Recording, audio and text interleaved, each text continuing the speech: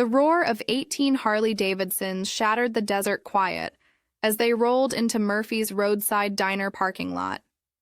Razor pulled off his helmet, revealing a scarred face that had seen too many bar fights and not enough mercy. Friday night en route to 66 meant one thing at Murphy's. The strong made the rules and everyone else stayed out of the way. Emma Miller was wiping down the bar when they pushed through the door, bringing with them the stench of gasoline and leather. She kept her head down, hoping to make it through another shift without trouble, but Razor had already seen what he was looking for. "Hey, sweetheart," he sneered, pointing at the exposed skin where her collar had shifted. "What happened to your neck? Looks like something out of a horror movie." The gang erupted in laughter. Emma set down her tray, hands trembling slightly. The scar they were mocking was about to become the reason they'd be begging for forgiveness if they were lucky enough to be allowed to leave at all. Before diving into this incredible story, I'm genuinely curious. Have you ever been completely wrong about someone's abilities? Maybe you met someone who seemed ordinary but turned out to be extraordinary. Share your similar experiences in the comments below. I read every single one and love hearing your stories.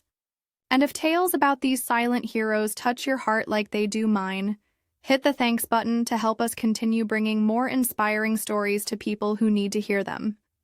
Your support means everything and allows us to keep shining light on the unsung heroes walking among us every day.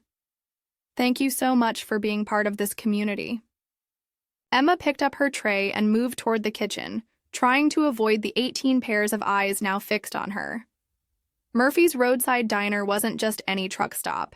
It was a landmark on the loneliest stretch of highway in America, where Thelaw was, whatever the strongest person in the room decided it was. And tonight, that was Razor and his Hell's Riders. The gang had claimed the biggest table near the bar, spreading out like they owned the place. In a way, they did. Local cops knew better than to respond to calls from Murphy's on Friday nights. Whatever happened here stayed here, and Emma had learned that the hard way in her 8 months working the night shift. Razor ordered beers for his crew, deliberately choosing the bar seats that gave him a perfect view of the girl with the ugly neck. His lieutenant, a mountain of a man called Diesel, laughed as he watched Emma try to disappear into her work. Maybe she tried to off herself.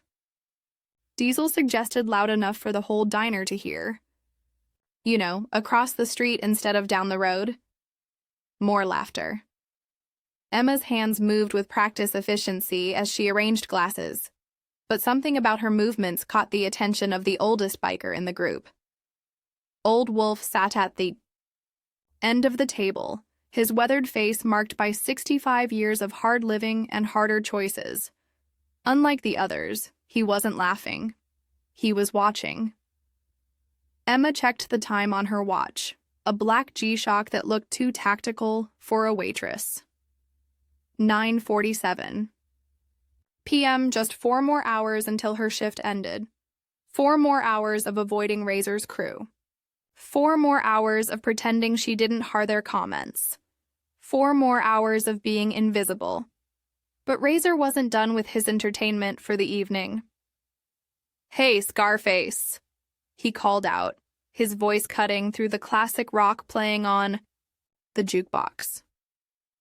"Yeah, you come here and have a drink with us. Help you forget whatever made you so ugly." The diner fell silent except for the hum of the refrigerators. Even the 2 truckers in the corner booth stopped eating to watch what would happen next. Emma sat down the coffee pot she'd been holding and turned slowly. "Thank you for the offer," she said, her voice steady despite the slight tremor in her hands. "But I don't drink while I'm working." Razor's eyes narrowed. He wasn't used to being turned down, especially not by women who worked for tips in highway diners. What's the matter? Too good for us or just too embarrassed about that neck? Emma reached for the medical-grade concealer in her bag. Specially formulated. With advanced polymer technology originally developed for burn victims in military hospitals, the prescription strength coverage could hide even the deepest scars for up to 48 hours. But tonight she'd been too tired to apply it properly after her double shift. Her fingers found the tube but didn't pull it out. What was the point? These men would find something else to mock, even if she covered the scar. They always did. "It's nothing," Emma said quietly, turning back to her work. "Just an old injury." But Razor was already standing, his 6'3" frame casting a shadow across the bar. "Old injury," he mimicked in a high-pitched voice. "Listen here, sweetheart. When I offer you a drink, you take it. When I ask you a question, you answer it. That's how things work around here." The other bikers murmured their agreement. This was their leader, asserting dominance, and they knew their role was to back him. All except Old Wolf, who remained silent, his eyes fixed on the way Emma had automatically shifted her weight to her back foot when Razor stood up. "Leave her alone." "Raise her," said Maggie, the night manager emerging from the kitchen. She was a tough woman in her 50s who'd worked at Murphy's for 20 years. But even she looked nervous, confronting the Hell's Riders. "She's just trying to do her job." Razor turned his scarred face toward Maggie, and his smile was all teeth and no warmth. "And I'm just trying to be friendly. Isn't that right, boys?" The gang laughed on cue. Diesel cracked his knuckles. Someone else rattled their chains. The message was clear. Maggie could either back off or become part of the evening's entertainment. Emma touched Maggie's arm gently. "It's okay," she said. "I can handle it." But she couldn't. Not really. Not when Razor moved closer. Close enough that she could smell the whiskey on his breath and see the prison tattoos crawling up his neck.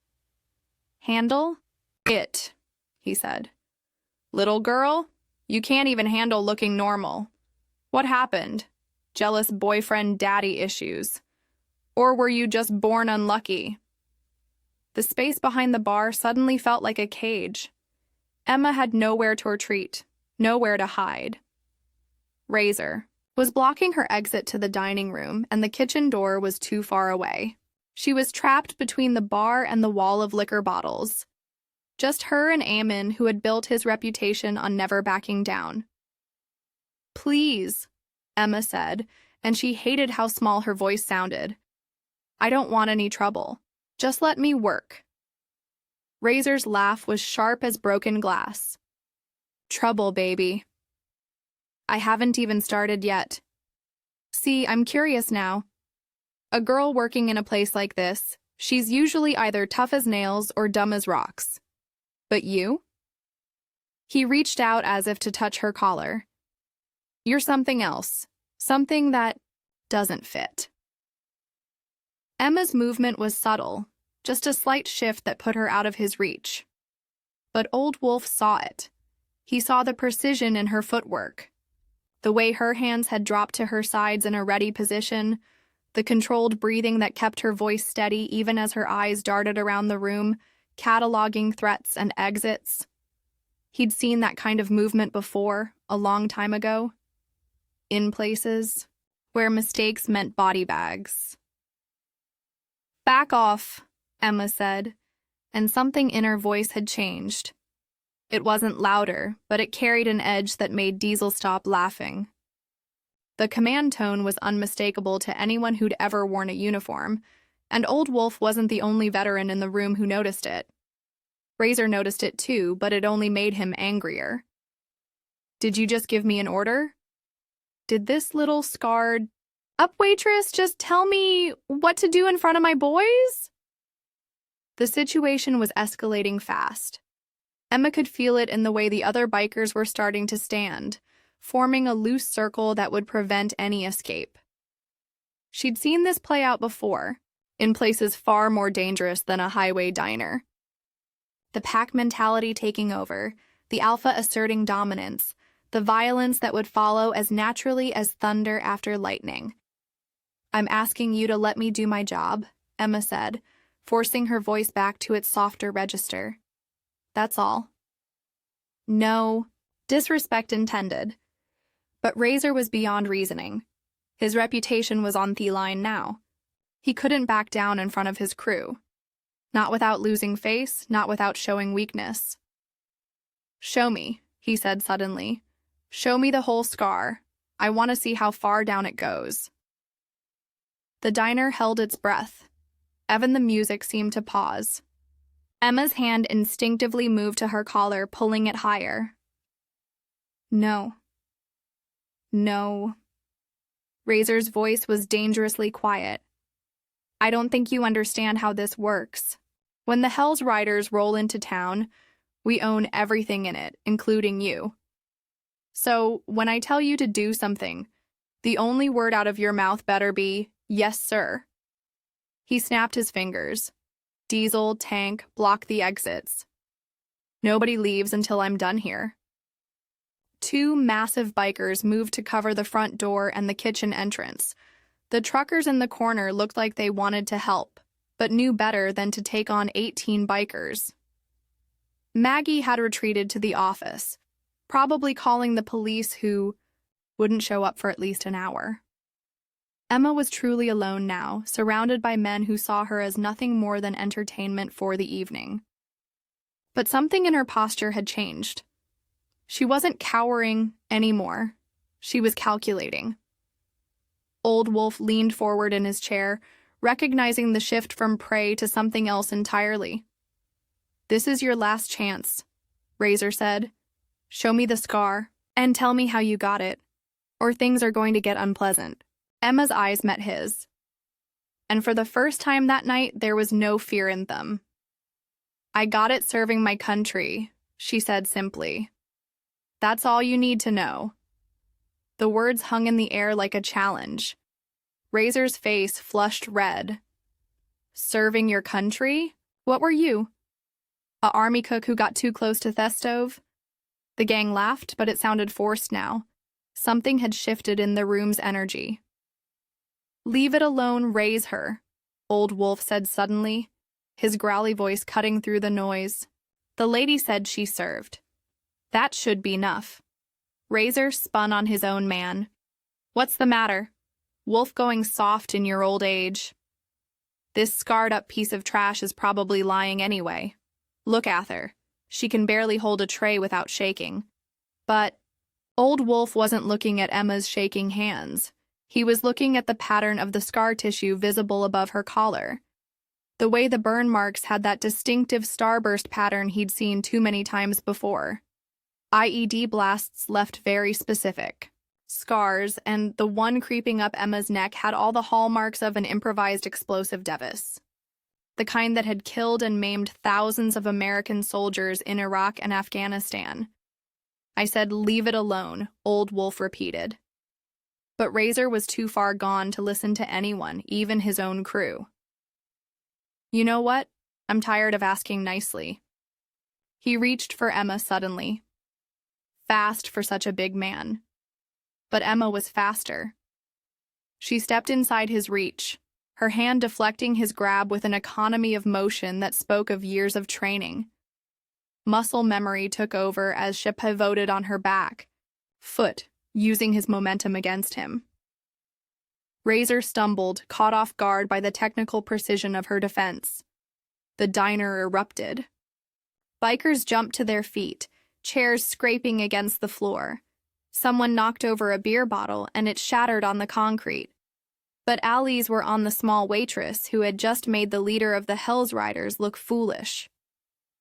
"You little bitch!" Razor snarled, his face twisted with rage and humiliation.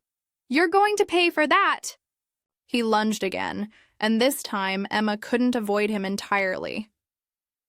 His hand caught her collar as she tried to dodge, and the fabric tore with a sound like ripping paper. The diner fell silent again, but this time it was thessalence of shock.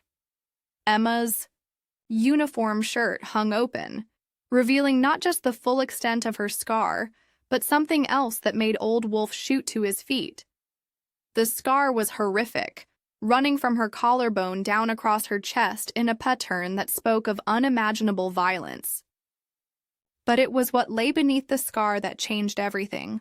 Tattooed over her heart, partially obscured by scar tissue, but still clearly visible, was the distinctive tab of the United States Army Rangers. Below it, the number 75 stood out in bold black ink, and wrapped around both in letters that seemed to pulse with their own authority were the words that every special operations soldier knew by heart. Rangers lead the way. Old Wolf's voice cracked like a whip across the stunned silence. Holy hell, Ranger! The word hit the room like a physical force, and suddenly every military veteran in the diner was on their feet. Even Razor, still holding Emma's torn collar, took an involuntary step back. The tattoo was unmistakable, the distinctive Ranger tab that only the Army's most elite soldiers wore. The 75th that marked her as part of the legendary Ranger Regiment and the motto that had defined American special operations for decades. That's not possible. Diesel stammered, his earlier bravado evaporating like morning mist. Women can't be Rangers. They don't. But Old Wolf was already moving, his arthritic joints forgotten as he pushed through the crowd of bikers. Shut your mouth, Diesel. You don't know what you're looking at. He stopped a respectful distance from Emma, who stood perfectly still, her torn shirt hanging open, the full horror of her scar exposed to the harsh fluorescent lights. Ma'am, Old Wolf said, and there was something close to reverence in his voice. Were you with the Ghost Squad? Emma's eyes flickered with surprise before she could mask it. The Ghost Squad wasn't something civilians knew about. It wasn't something most military personnel knew about. How do you? She started, then stopped herself. Old Wolf rolled up his sleeve, revealing his own faded tattoo. The eagle globe and anchor of the United States Marine Corps. Below it, barely visible, were the words Force Recon and a date, Beirut, 1983. I may be old and riding with idiots, Old Wolf said, glancing at Razor with undisguised contempt. But I still hear things. Still got brothers who served in the sandbox. They told stories about a female ranger. Only one who ever made it through. Said she was part of a special unit, all women, trained for missions nobody else could do. Cultural things. Getting into places men couldn't go. Emma neither confirmed nor denied, but her silence spoke volumes. Razor, still processing what was happening, tried to salvage his authority. I don't care if she was in the army or whatever. The movement was so fast that most people missed it. One moment Razor was standing, gesturing with his free hand. The next he was on his knees, his wrist bent at an angle that made several bikers W's. Emma had executed a perfect wrist control technique, the kind taught in advanced combat training. The kind that could break bones if applied with just a little more pressure. Staff Sergeant Emma Miller, she said, her voice carrying the kind of authority that came from leading soldiers in combat. 75th Ranger Regiment, 3 tours in Afghanistan, 1 in Syria, and yes, I was part of the Ghost Squad. Not that it's any of your business. She released Razor's wrist and stepped back, pulling her torn shirt closed with her free hand. Razor stayed on his knees, cradling his wrist, his face a mixture of pain and shock. The entire dynamic of the room had shifted in seconds. The predator had become prey and everyone knew it. The scar, Old Wolf said quietly. IED. Emma nodded once, sharp and military. Kandahar Province. August 15th, 2019. Convoy hit an ambush. Our MRAP took a direct hit from an RPG, then an IED when we tried to evac. Her voice was clinical, detached, the way soldiers talked about the worst days of their lives. 8 of my guys were trapped in the vehicle. Fire started in the engine compartment, spread to the fuel system, had 2 minutes, maybe less, before the whole thing went up. She unconsciously touched the scar tissue on her chest. Took 40 seconds to get the first man out, another 30 for the second. By the time I went back for the third, my gear was melting into my skin. Didn't matter. Rangers don't leave Rangers behind. The room was so quiet you could hear the fluorescent lights humming overhead. Even the truckers had abandoned their meals. Listening to this small woman describe an act of heroism that most of them couldn't even imagine. "How many?" Old Wolf asked, though he suspected he already knew the answer. "All 8, Emma said simply. 2 minutes and 40 seconds total.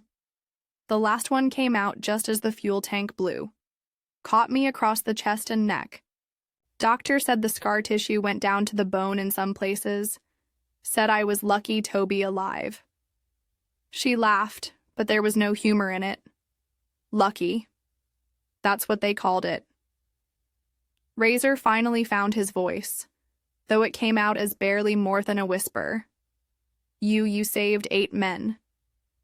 Emma looked down at him, and for the first time that night, there was something like pity in her eyes. They weren't men. They were my soldiers, my responsibility. Any ranger would have done the same. But Old Wolf shook his head. "No, ma'am, not anyone.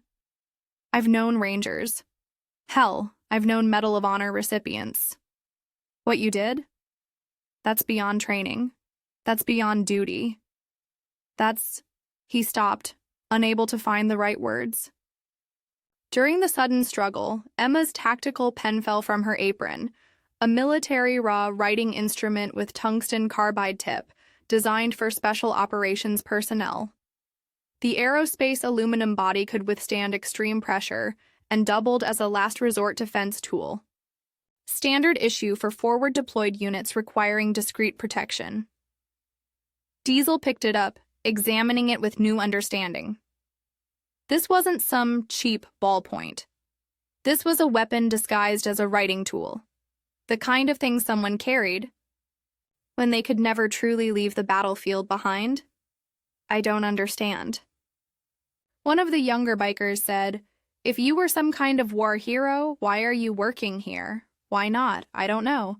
Why not be doing something important?" Emma's smile was sad as she retrieved her pen from Diesel's unresisting hand. "This is important. It's honest work. It pays the bills and most nights. Nobody tries to tear my shirt off." The rebuke hit home. Several bikers looked away. Ashamed, Razor struggled to his feet, his face flushed with humiliation and something else. Maybe the beginning of understanding.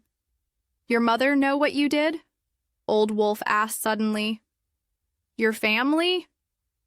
Emma's expression shuddered. "My mother thinks I was a communication specialist who never left the base. It's easier that way. She doesn't need to know the rest." Old Wolf nodded slowly. He understood. Sometimes the hardest part of serving wasn't what you did over there. It was coming home and pretending to be normal. Pretending the nightmares didn't wake you up. Screaming. Pretending you didn't check every window and door 3 times before bed. The silence stretched until Maggie emerged from the office, her face pale. "I called the police," she said, then saw the tableau Razor on his knees. Emma standing with quiet authority. The bikers arranged in a rough semicircle like soldiers awaiting orders. "What? What happened?" It was Razor who answered, his voice rough. "A misunderstanding, we were just leaving." He looked up at Emma, and for the first time since he'd walked into the diner, there was something human in his eyes. "Ma'am, Christ, I don't even know where to start."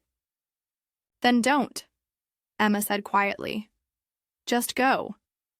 But Razor was already reaching for his wallet, pulling out bills with shaking hands. "No, we owe you not just for tonight, but for—" He gestured helplessly at her scar. For that. For what you did over there. 4. My cousin Jimmy, who came back from Kandahar because somebody like you was watching his 6. He laid $500 on the bar, then looked at his crew. Empty your wallets, all of you. Now, the Hells Riders, who 20 minutes ago had been ready to terrorize a lone waitress, now competed to throw money on the bar. It piled up. 20s, 50s, hundreds. Someone even threw in a gold watch. Emma watched this display with a mixture of surprise and discomfort. I don't want your money, she said. I just want to finish my shift in peace. But Old Wolf stepped forward. It's not charity, ma'am. It's respect. Something we should have shown from the beginning. He pulled out a worn challenge coin from his pocket. Force Recon with a date that spoke of battles long past. Sua sponte, he said formally, using the Ranger motto. Of their own accord. Emma responded automatically and for just a moment. She wasn't a tired waitress in a torn shirt, but a warrior among warriors. The other veterans in the room, 2 truckers, a local farmer, even the short-order cook who'd emerged from the kitchen all stood a little straighter. One of the truckers started to raise his hand in salute before catching himself. Civilians didn't salute, but the gesture was there. The recognition of service and sacrifice that transcended branch rivalries and unit pride. We're going, Razor said, his voice steadier now. He turned to his crew. All of you now, and if I hear about any of you giving this lady or any veteran ever again, he didn't need to finish the threat. The Hells Riders filed out quietly, a complete reversal of their loud entrance. Several nodded respectfully to Emma as they passed. Diesel mumbled an apology. One of the younger bikers whispered, "Thank you for your service." Only Old Wolf lingered. Kandahar, August 2019, he said thoughtfully. I heard about that ambush. Command said it was a miracle anyone survived. They never mentioned. He looked at her meaningfully. They never mentioned a lot of things, Emma said. Easier to bury the story than explain why a female ranger was running convoy security in a province that supposedly didn't have any combat operations. Old Wolf studied her for a long moment. The Ghost Squad was disbanded after that. Wasn't it? Brass couldn't handle the political implications if something went wrong. Emma's silence was answer enough. The program that had taken years to develop that had proven women could serve in elite combat units had been quietly shut down after her injury. Too much risk. The Pentagon had decided too much potential for controversy. For what it's worth, Old Wolf said, heading for the door. You've got friends now. The military community is small, and the special operations community is smaller. Word's going to get out about tonight, about who you are, about what you did. Some folks are going to want to thank you properly. Emma's expression tightened. I don't want that. I just want to be left alone. Old Wolf paused at the door. With respect, ma'am, that's not how it works. You can't save 8 lives and expect the universe to let you hide in a diner forever. Some things are bigger than what we want. After they left, the diner felt empty despite the remaining customers. Maggie approached cautiously, as if Emma might suddenly reveal more surprises. Monsieur Honey, I had no idea. Why didn't you ever say anything? Emma was already cleaning up the spilled beer and broken glass, moving with the same efficiency she'd shown, all night. Because I'm not that person anymore. I'm just a waitress trying to make rent. But her hands were shaking now, the adrenaline crash hitting hard. The facade of strength she'd maintained was cracking. One of the truckers approached hesitantly. Ma'am, I was in Kandahar in 2019. Different unit, but I heard about that ambush.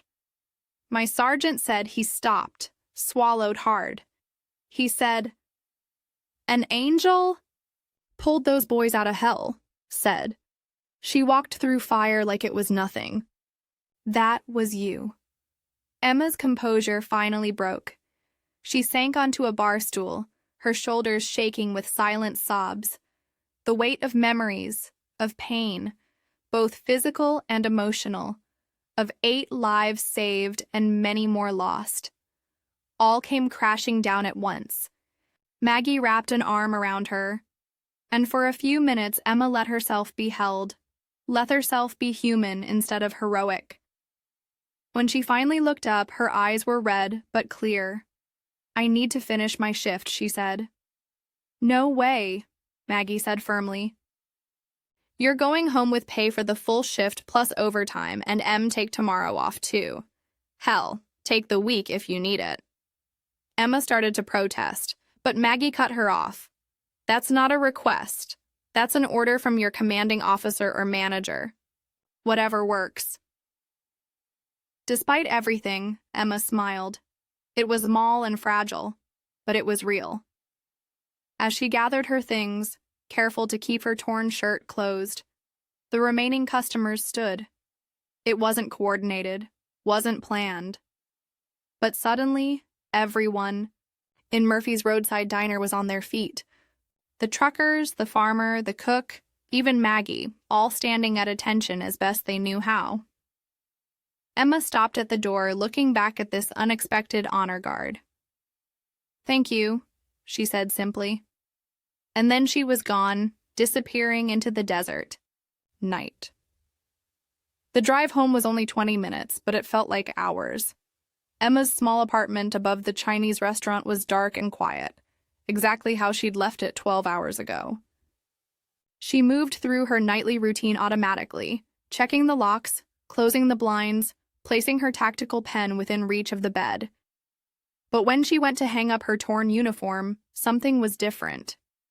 A manila envelope had been slipped under her door while she was at work. No address, no postage, just her name written in block letters. Inside was a single photograph, old and creased from folding. Her Ghost Squad unit, all 12 of them, standing in front of a helicopter in Afghanistan. Emma traced the faces with her finger. Rodriguez, Chen, Williams, all the others who'd been told they died in the ambush that never officially happened. But it was the face circled in red ink that made her blood run cold.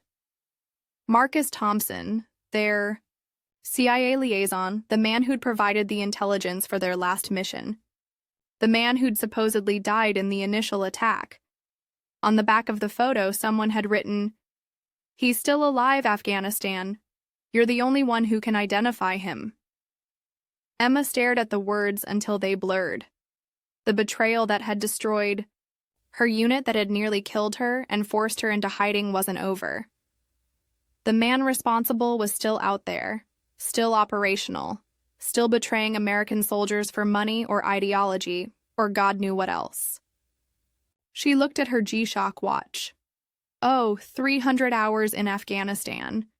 It would be late afternoon. People would be moving, planning, preparing for another night of operations. Soldiers would be checking their gear, reviewing their missions, trusting this intelligence they'd been given, trusting the same system that had betrayed her unit. Emma touched the scar on her chest, feeling the ridged tissue that would never heal smooth.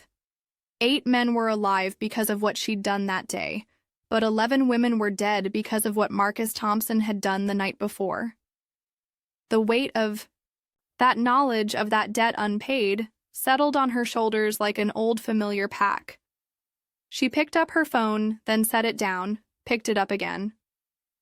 There were numbers she could call, people who would listen, investigations that could be reopened.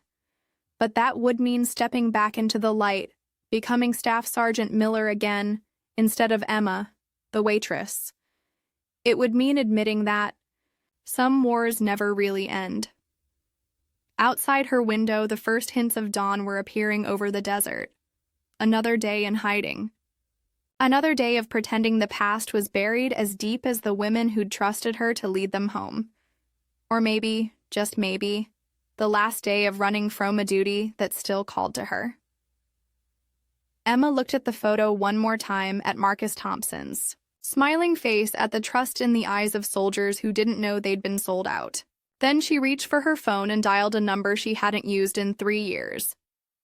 It rang twice before a familiar voice answered.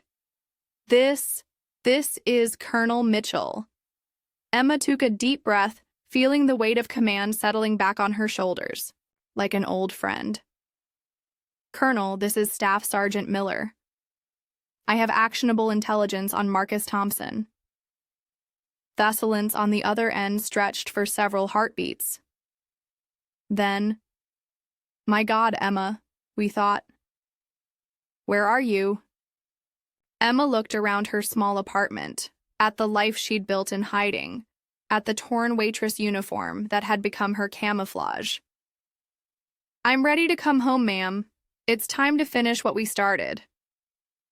As she spoke, the sun broke fully over the horizon, painting the desert in shades of gold and red.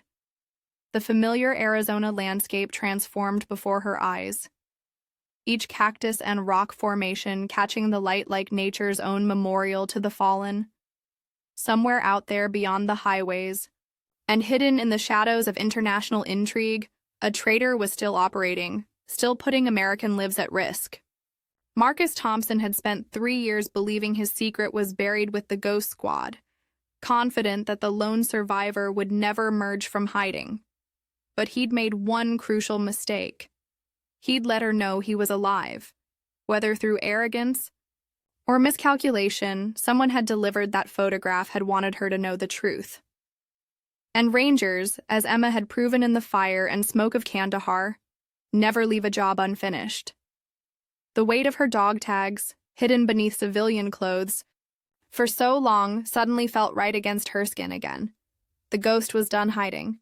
The scared waitress who flinched at shadows was already fading, replaced by the warrior who'd walked through hell for her soldiers. Emma Miller had saved 8 lives in 2 minutes and 40 seconds. Now she had a chance to honor the 11 who hadn't made it home. To balance the scales that had tipped so wrong that night in Afghanistan, the hunt was about to begin. Rangers lead the way, she whispered to the dawn.